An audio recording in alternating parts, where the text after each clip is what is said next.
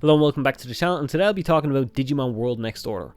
With the ports for the Switch and PC just around the corner, I figured it'd be perfect time just to kind of like talk about the game, just talk about some of its struggles and some of the success that it's had in its development. But before I do that, I just want to talk about its background a little bit and just see where it fits into the series. Also, during this video, I won't be giving any spoilers to the game, so don't worry about it. Digimon originated as a spin-off of Tamagotchi, a more popular virtual pet toy in the 90s made by Bandai. To make this fit into the style of a video game, a Vpet simulation game was made for the Sega Saturn under the name Digimon version S in 1998. This game unfortunately never left Japan, as Digimon wouldn't have a Western release until 1999 when the anime aired. That also meant we got toys, comics and video games. The first video game we would receive would be Digimon World in 2000 for the US and 2001 in PAL regions. The game took the basic Vpet functions from the devices and added a story and world to explore. Though the game was popular among fans, we wouldn't see another entry like this one until 2012 when we seen Digimon World Digitize release for the PSP in Japan.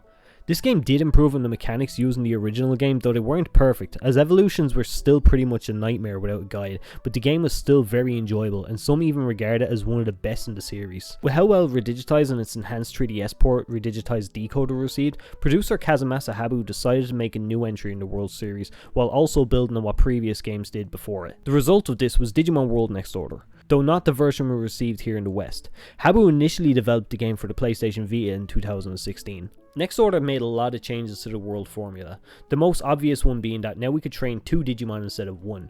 Though this doesn't seem like much at first, it does become a balancing act as you try to keep them in sync. Having them fall out of sync in the early game can make life difficult, as one Digimon would be too weak and prevent you from being able to defeat stronger enemies, or one could potentially die sooner than expected, knocking them further out of sync. This can be easily resolved though. As you recruit more Digimon, you'll get new facilities in the city, like shops for example. Some Digimon in these shops will sell evolution items and can force your Digimon to digivolve and catch up with its partner. Another gimmick the 2 Digimon system was used for was Jogrus and DNA Digivolution. You could revert one Digimon to its previous form to have another digivolve to a higher form. This mechanic could also be used in battle by having the correct Digimon, their friendship and bond levels full. It can be triggered by command or randomly after defeat. After the battle, your Digimon would revert to their previous forms like in the anime. Speaking of Digivolution, you can now see all the requirements needed and achieved for the next stage in the game. You can unlock this information by praising and scolding your Digimon when prompted. Another really cool thing Next Order done was they put in an actual skill tree. Building on the very basic tamer level system from Digimon World, Next Order has a proper skill tree and leveling system for your tamer. You can unlock skills to help with Digivolution, stat gains, battle techniques, and even skills to make your partners live longer. The game was a lot of fun. I found myself revisiting it countless times, even after I'd beaten it. But one massive issue with the game was that it was held back by the limitations of the PlayStation Vita. Textures looked smudged and open areas were plain and boring to look at. Overall, the game was still a hit and it left a lot of fans wanting more of this style.